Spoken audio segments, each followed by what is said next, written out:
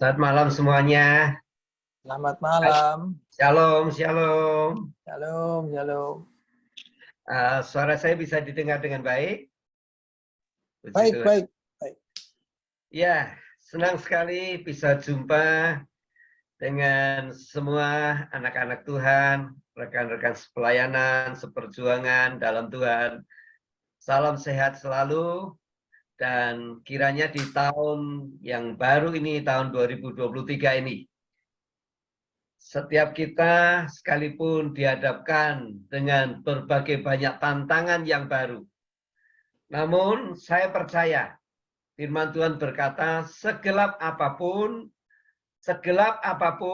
keadaan-keadaan yang di tengah-tengah kita, nantinya dalam kita mengarungi perjalanan 2023 ini baru bulan yang kedua, ya, menginjak bulan yang kedua. Masih ada 10 bulan ke depan.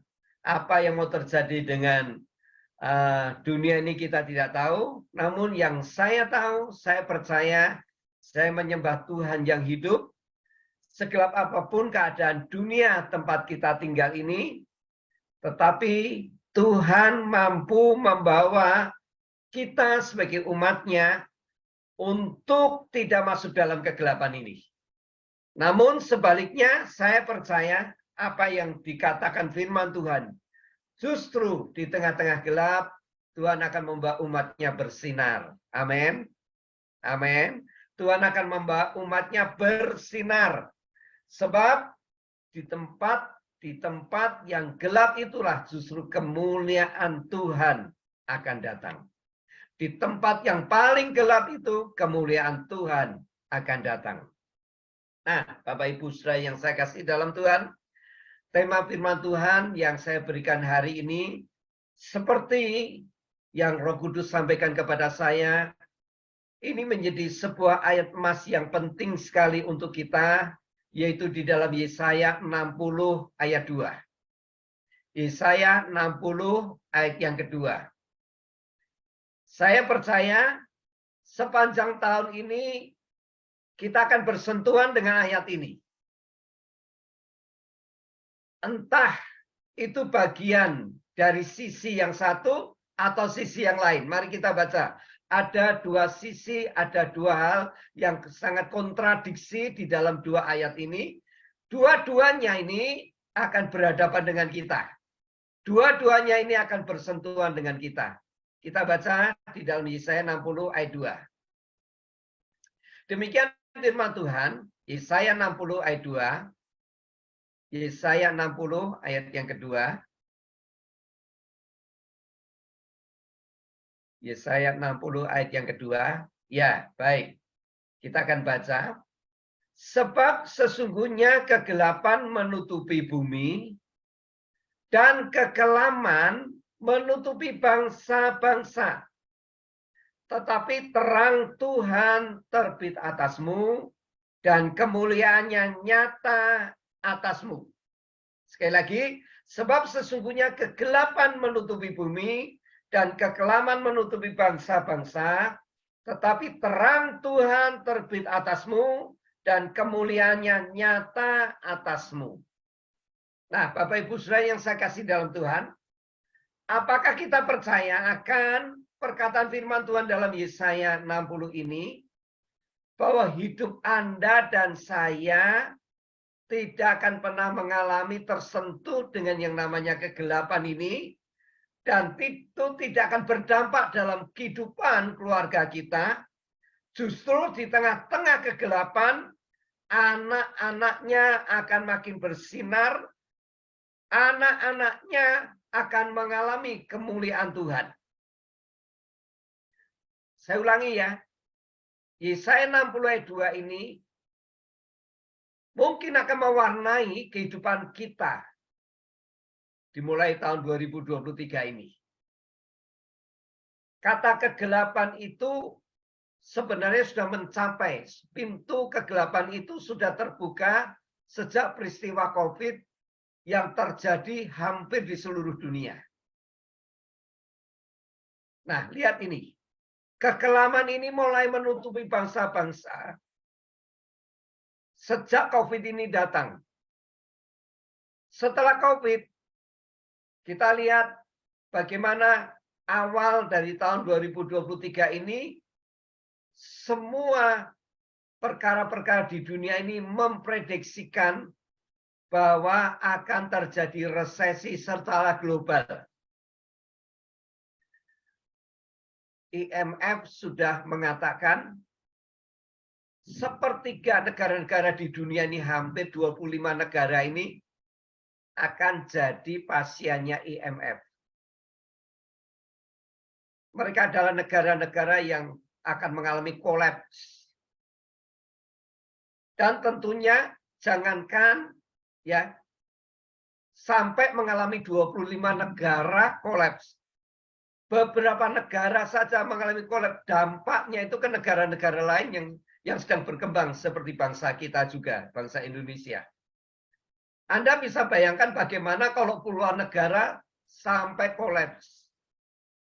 Bagaimana keadaan dunia secara ekonomi. Itu yang digambarkan dalam Alkitab. Kegelapan itu akan menutupi seluruh bumi. Dan saudara catat baik-baik, dengan baik-baik firman Tuhan ini, makin kita bertambah tahun, makin pekat, makin gelap, makin tidak menentu kondisi dunia tempat kita tinggal ini. Hanya satu hal yang menjadi harapan kita sebagai anak-anak Tuhan, sebagai umat Allah, yaitu kita berpegang pada janji Tuhan. Tuhan berjanji apa dalam Yesaya 60 ayat 2? Di tengah-tengah kegelapan itu dikatakan terang Tuhan terbit atasmu. Terang Tuhan terbit atasmu, kemuliaannya menjadi nyata atasmu. Saya ingin mendorong dan saya ingin mendoakan kiranya Tuhan semakin memberikan kepada kita kepekaan rohani, sehingga setiap kita mengerti yang namanya kairos Tuhan. Apa itu kairos? Kairos itu saya terjemahkan dengan sesuatu yang sederhana seperti ini. Suatu kesempatan yang Tuhan bukakan di tengah-tengah masa kegelapan. Saya ulangi ya. Suatu kesempatan yang Tuhan bukakan ketika ada di tengah-tengah kegelapan. Saya katakan kairos itu adalah suatu kemudahan dari Tuhan saat ada di masa-masa yang tersulit. Saya berdoa sebagai hamba Tuhan, setiap anak-anak Tuhan dibukakan, diberikan hikmat, diberikan kepekaan oleh Tuhan untuk mengenali kairos Tuhan. Sehingga apa yang pernah terjadi dalam kehidupan Ishak saat mereka mengalami kekeringan, kelaparan yang hebat, justru mereka terluput dari kesulitan itu. Tetapi justru di tengah-tengah kesulitan yang hebat itu, Ishak menerima berkat Tuhan dan menjadi berkat. Nah, saudara, saya berdoa di dalam nama Yesus kiranya apa yang pernah terjadi dalam hidup Ishak juga akan terjadi dalam hidup saudara-saudara yang mengikuti Zoom malam ini. Saya berdoa ini terjadi dalam hidup Anda. Setiap saudara menjadi terang dan terus bersinar di tengah-tengah dunia yang makin gelap ini dan makin tidak menentu ini. Dan saya percaya kalau hidup kita sungguh-sungguh di dalam Tuhan, sekali lagi, kegelapan itu tidak akan menyentuh kita. Justru di tengah kegelapan itu, Tuhan menyatakan terangnya. Dan Tuhan menyatakan kemuliaannya. Apakah saudara percaya ini akan terjadi dalam hidup Anda, keluarga Anda? Apakah Anda percaya ini akan terjadi dalam hidup Anda dan keluarga Anda? Amin. Amin. Baik. Baik. Untuk dapat mengalami semua yang Tuhan janjikan, untuk kita tidak tersentuh kegelapan dan kekelaman ketika datang, Anda dan saya harus memahami firman Tuhan malam ini, sore ini. Firman Tuhan ini jangan hanya sampai kepada saudara sekedar hanya sebuah informasi. Saya ulangi ya. Anda dan saya harus memahami kebenaran firman Tuhan ini. Jangan hanya sampai kepada Anda hanya sebuah informasi. Artinya begini, setelah Zoom ini ditutup, Anda lupa. Saya berdoa, jangan ini terjadi dalam hidup Anda. Tetapi benar-benar firman Tuhan ini adalah sebuah pesan rema dari Tuhan untuk kita jalani dan kita alami. Amin. Untuk kita jalani dan kita alami. Mari kita perhatikan firman Tuhan malam ini.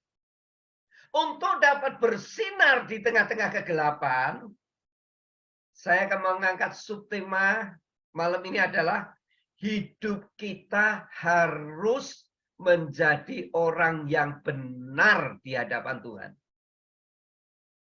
Hidup kita harus menjadi orang yang benar di hadapan Tuhan. Sekalipun saudara hari ini mengikuti ibadah ini lewat Zoom, sekalipun saudara bisa melakukan apa-apa ya di depan kamera Anda, tetapi sekali lagi, jangan sampai Anda kehilangan momen penting ini dari firman Tuhan ini, sebab ini bukan sekedar sebuah informasi, tapi ini adalah sebuah pesan Tuhan untuk kita dapat mengalami apa yang Tuhan janjikan. Bila terjadi kegelapan-kekelaman, apa yang Tuhan janjikan itu terjadi dalam hidup kita. Salah satunya adalah kita harus hidup benar di hadapan Tuhan. Baik, dengarkan baik-baik. Saya akan menjelaskan tentang apa arti hidup benar. Apa arti hidup benar di hadapan Tuhan? Ini kunci ya, ini kunci yang terpenting di tahun ini. Hidup benar di hadapan Tuhan. Apa itu hidup benar di mata Tuhan? Saya akan memberikan kepada saudara dua arti kata hidup benar. Hidup benar menurut perjanjian lama dan hidup benar menurut perjanjian baru. Sekarang yang pertama, apa arti hidup benar? Pengertiannya menurut perjanjian lama. Hidup benar melalui perjanjian lama itu ditulis di perjanjian lama. Ditulis dalam perjanjian lama. Kata hidup benar itu sama halnya dengan hidup tidak bercela. Kata hidup tidak bercela ini dipakai oleh Allah saat ia menyampaikan sesuatu kepada Abraham. Mari kita lihat dalam Kejadian 17 ayat 1. Mari kita lihat Kejadian 17 ayat 1. Kata hidup benar ini sama halnya dengan kata hidup tidak bercela. Kata hidup tidak bercela ini dipakai Allah untuk menyampaikan kepada Abraham. Di dalam Kejadian 17 ayat 1. Kita baca ya. Kita baca. Firman Tuhan berkata seperti ini. Ketika Abraham berumur 99 tahun, maka Tuhan menampakkan diri kepada Abraham, perhatikan, dan berfirman kepadanya, Akulah Allah yang Maha Kuasa, hiduplah di hadapanku dengan tidak bercela. Nah, saudara perhatikan, 17 ayat 1 dalam kitab Kejadian ini, Tuhan menyampaikan, Akulah Allah yang Maha Kuasa, hiduplah di hadapanku dengan tidak bercela. Baik, saya akan jelaskan. Kata tidak bercela di dalam perjanjian lama ini memiliki 4 unsur. Kata tidak bercela di dalam perjanjian lama ini memiliki 4 unsur. Yang pertama, memiliki hati yang benar. Hidup tidak bercela itu berarti hatinya lurus, hatinya benar. Kedua, hidup tidak bercela itu berpikir yang benar. Ketiga, hidup tidak bercela itu adalah berkata-kata yang benar. Dan yang keempat, hidup tidak bercela itu adalah bersikap yang benar. Saya ulangi ya. Dalam perjanjian lama, kata hidup sebagai orang benar itu ditulis dengan kata hidup tidak bercela. Berarti kata tidak bercela itu memiliki 4 unsur. Memiliki hati yang benar, berpikir yang benar, berkata-kata yang benar, bersikap atau bertindak yang benar. Inilah cara hidup orang pada perjanjian lama pada zaman Taurat. Pada zaman Taurat, mereka harus menunjukkan suatu perbuatan. Mereka harus menunjukkan sebuah sikap, tindakan, tidak boleh bercela. Harus hidup benar, punya hati yang benar, bersikap yang benar, berkata-kata yang benar, bertindak yang benar. Atau berpikir yang benar. Nah, 4 hal ini, 4 unsur ini harus memenuhi hidup orang-orang dalam perjanjian lama dalam bentuk tindakan, dalam bentuk perbuatan, baru orang ini disebut tidak bercela dan Tuhan akan memberkati orang ini. Sekarang saya akan menunjukkan bagian yang kedua. Apa kata arti hidup benar menurut perjanjian baru? Kalau menurut perjanjian lama harus ada tindakan perbuatan, orang itu punya hati yang benar, berpikir yang benar, bersikap yang benar, berkata-kata yang benar, baru Tuhan akan memberkati. Lalu dalam perjanjian baru, kata arti hidup benar itu seperti apa? Mari saya akan mengajak saudara melihat Galatia 2 ayat yang ke-16. Galatia 2 ayat 16. Arti hidup benar menurut perjanjian baru. Arti hidup benar menurut perjanjian baru. Galatia 2 ayat 16. Galatia 2 ayat 16. Perhatikan firman Tuhan malam ini. Ya, untuk kita dapat mengalami janji Tuhan, menjadi terang dan mengalami kemuliaan Tuhan di tengah-tengah kegelapan, maka hidup kita harus jadi orang yang benar di hadapan Tuhan. Dalam perjanjian lama, hidup benar itu adalah hidup tidak bercela. Tetapi sekarang kita lihat, hidup benar menurut perjanjian baru itu seperti apa? Ayat 16. Kita baca. Kamu tahu bahwa tidak seorang pun yang dibenarkan oleh karena melakukan hukum Taurat.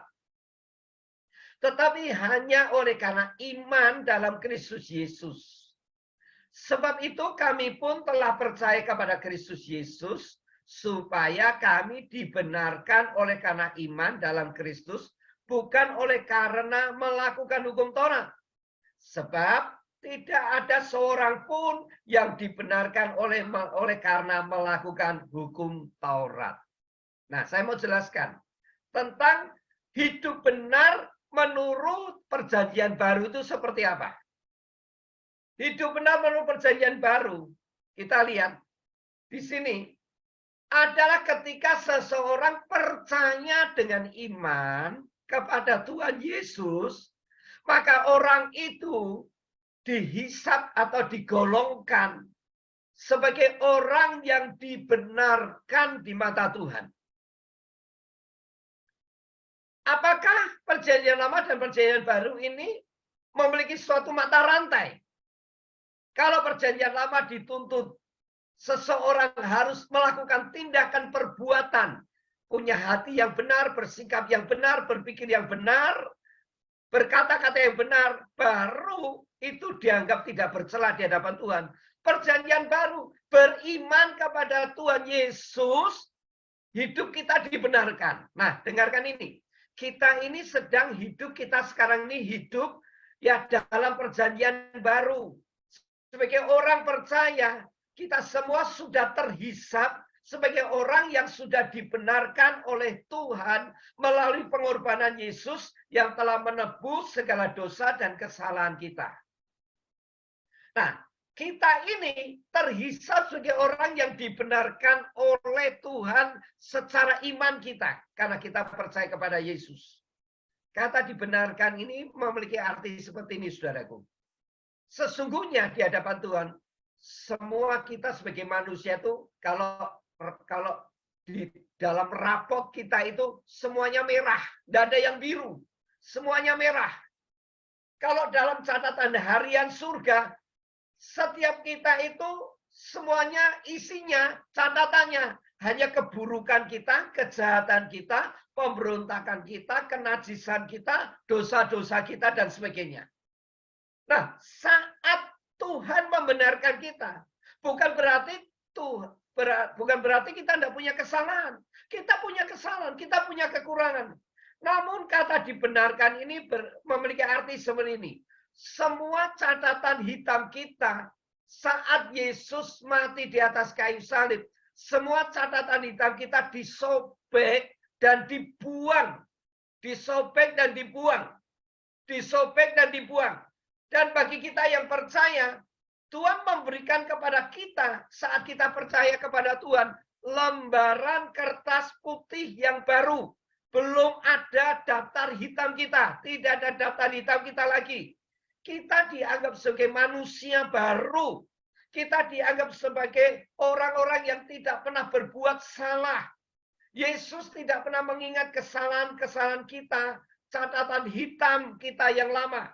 Dianggap semuanya itu tidak ada. Artinya itu dibenarkan itu. Kata dibenarkan itu berarti semua masa lalu kita, dosa kita, pemberontakan kita, semua dihapus dan kita diberikan lembaran kertas putih baru. Dan Tuhan ingin kita menyadari setiap kita yang sudah dibenarkan oleh Tuhan, maka setiap kita punya tanggung jawab. Punya tanggung jawab. Sekali lagi, punya tanggung jawab. Sekalipun kita masih punya kekurangan, kelemahan dalam hidup kita sampai hari ini. Tetapi sebagai orang yang dibenarkan Tuhan, sebagai orang yang menjadi orang yang dianggap lahir baru, kita punya tanggung jawab. Tanggung jawab apa? Tanggung jawab kita sekarang ini harus mengisi hidup kita dengan hati yang benar sesuai dengan firman Allah. Nah, lihat ini. Hidup kita harus belajar mengisi hati kita dengan sikap hati yang benar sesuai dengan firman Allah. Belajar berpikir yang benar sesuai dengan firman Allah. Berkata-kata yang benar sesuai dengan firman Allah. Belajar bertindak yang benar sesuai dengan firman Allah. Jadi perjanjian lama dan perjanjian baru itu ada mata rantainya. Setelah kita dibenarkan secara iman, maka langkah berikutnya kita punya tanggung jawab untuk mengisi hidup kita. Mengisi hati kita dengan benar, mengisi pikiran kita dengan benar, mengisi sikap tindakan kita dengan benar, mengisi perkataan-perkataan kita dengan benar sesuai dengan firman Allah. Nah, ketika kita mengerjakan tanggung jawab kita, maka Tuhan juga akan melakukan hal ini kepada kita. Yaitu Tuhan akan memampukan kita, akan menuntun kita untuk hidup sebagai orang-orang benar. Terus. Sekalipun kita punya kekurangan, tapi dia akan menuntun kita terus menjadi orang benar. Sekali lagi, ya. Kita tidak akan pernah bisa menjadi orang benar sebelum kita dibenarkan oleh Tuhan. Tidak mungkin kita menjadi orang benar menurut cara kita sendiri sampai kapanpun. Untuk menjadi orang benar, kita harus dibenarkan oleh Tuhan melalui percaya kepada Tuhan Yesus sebagai juru selamat kita secara pribadi. Jadi saudara-saudaraku yang mengikuti Zoom malam ini, siapapun saudara-saudara yang belum mengambil keputusan untuk percaya kepada Tuhan Yesus sebagai juru selamat pribadi saudara, saya mendorong malam ini, ambillah keputusan untuk percaya kepada Tuhan Yesus sebagai juru selamat pribadi saudara.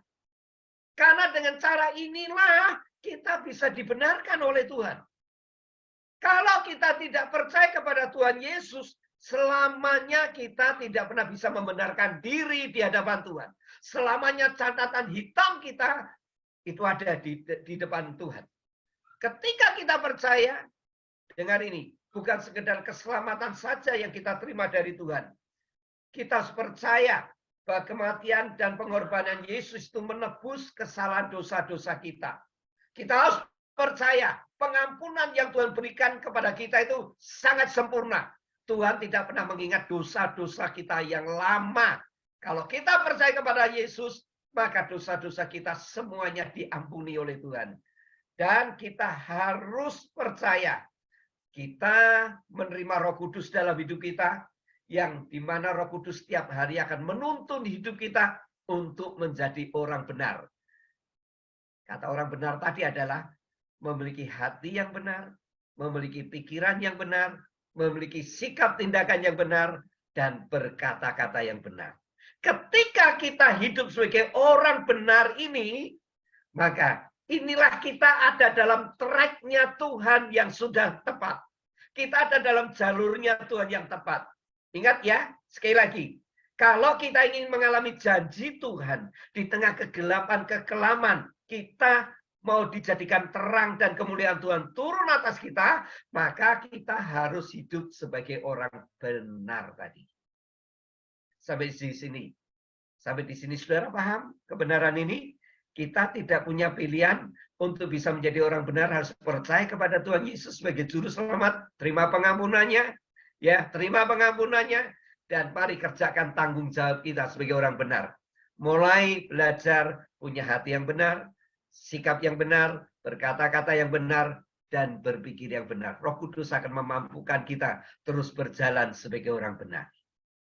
Sekarang yang kedua, mengapa kita harus mengisi hidup kita sejak percaya kepada Yesus harus menjadi orang benar? Dengar ini baik-baik. Kita harus menyadari kita tidak pernah bisa menjadi orang benar dengan cara kita sendiri. Kita untuk menjadi orang benar, lebih dulu kita harus dibenarkan oleh Yesus melalui kematiannya di kayu salib. Dan kalau kita mau dibenarkan, kita harus percaya kepada Yesus sebagai juru selamat kita secara pribadi. Jadi, sekarang ini, semua anak-anak Tuhan yang ada di Zoom ini, siapapun kita harus menjalani hidup kita sebagai orang benar. Alasannya apa? Alasannya, dengar ini. Yang pertama, kalau kita hidup sebagai orang benar, itu adalah bentuk tanggung jawab kita menghormati Tuhan yang telah rela berkorban untuk membenarkan kita, melayakkan kita untuk tidak bercelah di hadapan Tuhan. Kalau kita hidup sebagai orang benar, Anda dan saya sedang menghormati Tuhan yang telah berkorban untuk hidup kita, untuk hidup saudara dan saya. Yang kedua, kalau kita hidup sebagai orang benar, itu bentuk cara kita berterima kasih kepada Tuhan yang telah rela mengorbankan nyawanya untuk kita. Yang ketiga, kalau kita hidup menjadi orang benar, kita sedang belajar menyenangkan hati Allah yang telah melakukan segala-galanya untuk kita. Dan yang terakhir, kalau kita hidup menjadi orang benar, itu cara kita mengekspresikan kasih kita kepada Tuhan yang telah mengasihi kita lebih dulu. Sebelum kita mengasihi Dia, Dia telah mengasihi kita lebih dulu. Jadi, sekali lagi, alasan untuk kita hidup menjadi orang benar, kita sedang mengerjakan tanggung jawab kita menghormati Tuhan. Kita sedang berterima kasih kepada Tuhan yang telah rela mati untuk kita. Kita sedang belajar menyenangkan hati Tuhan. Dan yang terakhir, kita sedang mengekspresikan kasih kita kepada Tuhan.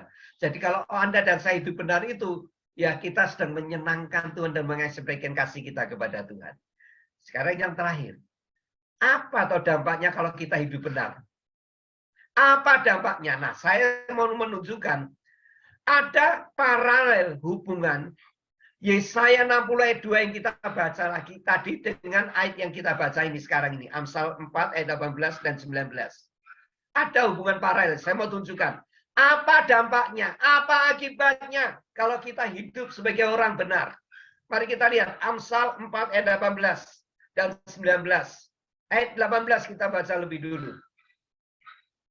Ayat 18 lebih dulu kita baca. Amsal 4 ayat 18.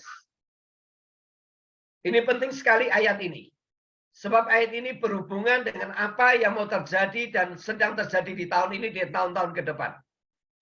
Mari kita lihat. Baik, akan saya baca Amsal 4 ayat 18. Amsal 4 ayat 18. Perhatikan baik-baik ayat ini. Sekali lagi, ayat ini penting sekali untuk kita yang hidup di tahun ini dan tahun-tahun yang akan datang. Karena ayat ini memiliki hubungan yang erat dengan Yesaya 60 ayat 2. Saya akan bacakan ya. Tetapi jalan orang benar itu seperti cahaya fajar yang kian bertambah terang sampai rembang tengah hari. Ayat 19. Jalan orang fasik itu seperti kegelapan. Mereka tidak tahu apa yang menyebabkan mereka tersandung. Ayat 18, kita ulangi. Jalan orang benar itu seperti apa? Cahaya fajar. Jadi kalau saya bertanya, tadi firman Tuhan berkata, apa dampaknya, apa faedahnya kalau kita hidup sebagai orang benar? Jalan orang benar itu dikatakan akan seperti fajar. Artinya seperti ini. Situasi malam yang amat gelap dan pekat seperti apapun, bila sudah waktunya fajar itu menyingsing, tidak ada kegelapan yang dapat menahan terang itu. Bahkan kegelapan itu pun pasti akan menyingkir ketika terang itu datang. Yang pertama berarti, kalau kita jadi hidup menjadi orang benar, ya, kita sedang menyediakan wadah, tempat untuk terang Tuhan menyinari hidup kita. Terang Tuhan itu berupa apa? Tuntunan firman-Nya, hikmat-Nya, urapannya, kebenarannya. Yang jelas, lihat ini. Ketika fajar itu datang, maka kegelapan itu menyingkir. Itu sebabnya Yesaya 60 ayat 2 tadi berkata, ketika kegelapan menutupi bumi, ya, firman Tuhan berkata apa? Di Yesaya 60 ayat 2 tadi, terang Tuhan terbit atasmu. Artinya keberadaan anak-anak Tuhan itu tidak akan tersentuh dengan kegelapan. Justru akan menjadi terang. Justru akan menjadi terang lagi. Melalui tuntunan firman-Nya, melalui hikmat, melalui urapannya, Anda akan diberikan ide-ide kreativitas yang sangat luar biasa dari Tuhan. Untuk Anda dan saya tidak menjadi korban dalam kegelapan. Tetapi Anda dan saya justru dijadikan terang. Dan dengar baik-baik. Orang benar itu, lihat. Kalau fajar itu menyingsing, ya makin ke sana, ya mulai menyingsing jam 5, setengah 6, kegelapan masih ada sekitarnya, tapi makin ke sana, makin terang, makin terang. Itu sebabnya dikatakan di dalam ayat 18 tadi, seperti rembang tengah hari, itu kehidupan orang benar itu seperti itu. Dengar ini, orang benar itu makin lama bukan makin lemah, tapi makin kuat. Amin. Makin lama makin kuat, bukan makin lemah. Seperti yang ditulis dalam firman Allah. Keluarga Saul makin lama makin lemah. Keluarga Daud makin lama makin kuat. Kenapa? Karena Daud hidup sebagai orang benar. Nah, orang benar itu rumah tangganya makin lama makin diberkati. Anak-anaknya diberkati. Makin lama makin sejahtera. Makin lama makin harmonis. Makin lama menjadi terang sekelilingnya. Makin lama memancarkan kemuliaan Allah. Makin lama makin menerima kepercayaan yang lebih besar daripada Tuhan. Itu hidup orang benar. Digambarkan seperti rembang tengah hari. Makin ke sana makin terang. Yang kedua, kalau kita hidup sebagai orang benar, hidup kita sedang menggenapi, masuk dalam penggenapan Yesaya 60 ayat 2 tadi. Yaitu dinubuatkan, bangkitlah menjadi terang dan sebab terangmu datang, kemuliaan Tuhan terbit atasmu, sebab sesungguhnya kegelapan menutupi bumi, kegelapan menutupi bangsa-bangsa, tetapi terang Tuhan terbit atasmu dan kemuliaan menjadi nyata atasmu. Kalau kita hidup sebagai orang benar, maka hidup kita sedang masuk dalam penggenapan Yesaya 60 ayat 2. Artinya, sekalipun sekeliling kita mau gelap, ekonomi mau rat-marit seperti apapun, Anda dan saya tetap akan diberkati oleh Tuhan. Tetap dijadikan terang. Bahkan Anda dan saya, sekali lagi, dijadikan berkat di tengah-tengah kegelapan itu. Nah, Bapak Ibu Saudara yang saya kasih dalam Tuhan, hidup orang benar di hadapan Allah itu, lihat ini, akan dipercayakan hal-hal yang makin lama makin besar, makin besar. Hidup orang percaya, hidup orang benar di hadapan Allah itu, Tuhan akan menyingkapkan rahasia-rahasianya. Artinya seperti ini, di tengah-tengah situasi kondisi yang sangat buruk, Tuhan memberikan hikmat kepada kita. Tuhan memberikan pengetahuan kepada kita. Rahasianya disingkapkan kepada kita. Sampai akhirnya kita mengerti apa yang harus kita lakukan di tengah-tengah masa-masa sulit itu. Itulah orang yang hidup benar. Akan disingkapkan rahasia-rahasia Tuhan. Akan dituntun oleh Tuhan. Sehingga tidak pernah mengalami kegelapan. Tetapi justru dia mengalami terang Tuhan nyata dalam hidupnya. Jadi saya akan mengakhiri firman Tuhan pada malam ini. Kalau kita sekarang ini ada di tengah-tengah situasi dunia ya yang situasinya semakin sulit, dunia yang semakin diliputi kegelapan, suatu masa kesukaran akan datang makin sukar dan makin sukar. Masa kegelapan ini sekarang sudah tiba secara global. Dan setiap kita tidak akan pernah bisa menghindar diri dari situasi ini.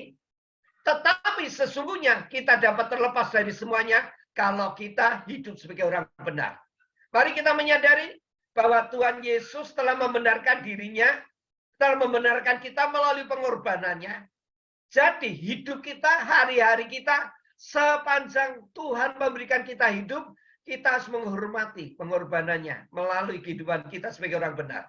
Dengan cara miliki hati yang benar, miliki sikap yang benar, memiliki kata-kata yang benar, dan memiliki pikiran yang benar.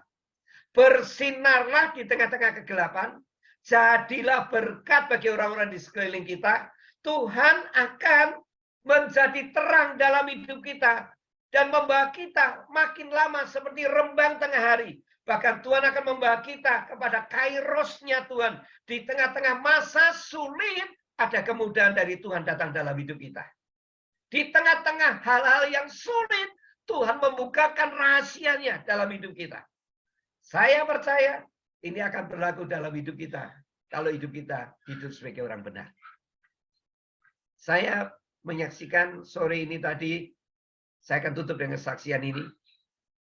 Ada satu anak muda yang tadinya hidupnya sudah hancur-hancuran. Berkali-kali masuk penjara karena narkoba. Ya, berkali-kali. Ya, jatuh bangun terus keluar masuk penjara karena narkoba. Saudara, dalam 2 tahun ini ada dalam bimbingan saya. Lalu saya coba menyampaikan sesuatu kebenaran dalam hidupnya seperti yang saya sampaikan ini. Ya. Sesungguhnya kalau kamu percaya kepada Tuhan Yesus, menerima semua firman itu hanya bukan sekedar informasi, masuk telinga kanan, keluar telinga kiri. Tetapi benar-benar pesan Tuhan itu masuk dalam hidupmu. Ada kuasa dari Tuhan yang memampukan kamu untuk kamu menang. Dia mulai dengar nasihat saya. Dia mulai mempercayai firman Tuhan itu ada kuasa dalam hidupnya. Dan apa yang terjadi? Ya, begitu dia terima Tuhan Yesus dalam pribadinya, dalam waktu singkat hanya dalam 2 bulan, dia sudah berjuang bertahun-tahun untuk lepas dari narkoba, tidak bisa. Tapi hanya dalam waktu 2 bulan, dia itu bisa muak, bisa benci, dan dia tidak mau melakukan itu semua lagi. Dia begitu tiba-tiba bebas dari semua ikatannya. Dan hari-hari ini, dia selalu mengingat perkataan firman Tuhan, saya tidak mau jadi orang fasik. Sebab saya menjelaskan, orang fasik itu dalam kegelapan, selalu dalam kegelapan. Siapa orang fasik itu, saudara? Orang fasik itu bukan orang yang tidak kenal Tuhan. Orang fasik itu di Alkitab ditulis bukan orang-orang yang tidak percaya di luar sana, bukan. Orang fasik itu adalah orang yang tahu firman Allah, mendengar firman Allah, tetapi meremehkan firman Allah. Orang fasik itu adalah orang yang berkali-kali dengar firman Allah, tapi itu hanya diterima sebagai informasi, tapi tidak pernah masuk dalam rohnya, masuk mengubah hidupnya. Nah, ini orang fasik. Orang fasik itu adalah orang yang merendahkan firman Allah. Orang fasik itu adalah orang yang tahu persis itu kebenaran, tapi dia katakan, itu kapan-kapan saya akan lakukan, ini belum saatnya.